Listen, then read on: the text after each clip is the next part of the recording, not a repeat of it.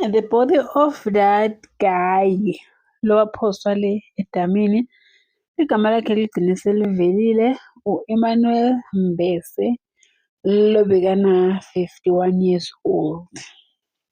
So uMbese nguye lona u-Witness D bekakhuluma ngaye ukuthi wathola ama-instruction from uJulius Mkhwanazi ukuthi akaye komphosa le.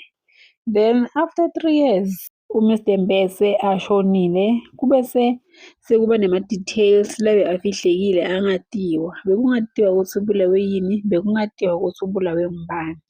So beyangibabe bantwana labayi-5, barawu-5 kuthiwe 2022 April 15 bese wabanjwa wavalelwa wabese uyathotsharishwa guys. After lapho alahlekelwa impilo yakhe khona kwaba nema-instruction from Julius Mkhwanazi awathumela ku-Witness D u-Van der Merwe ukuthi ngicela uye kophosa loya Mtimba loya etamini, ngoba wathi uMtimba uphostiwe nganamuhla watholakala ngakusasa kwakhona. Uma utholakala abantu baba nama-question amaningi ukuthi kahle kahle kwenzakaleni ngalo Mtimba lo, ubuyaphi kwenzenjani.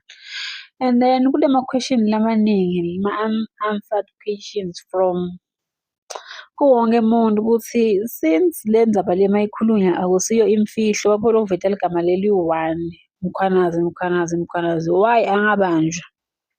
Why kusetoloboshiwe?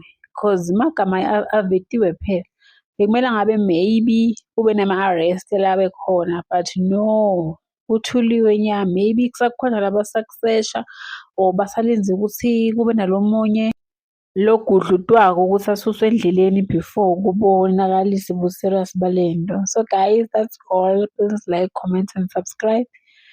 Sonibona ku video elandelayo. Bye.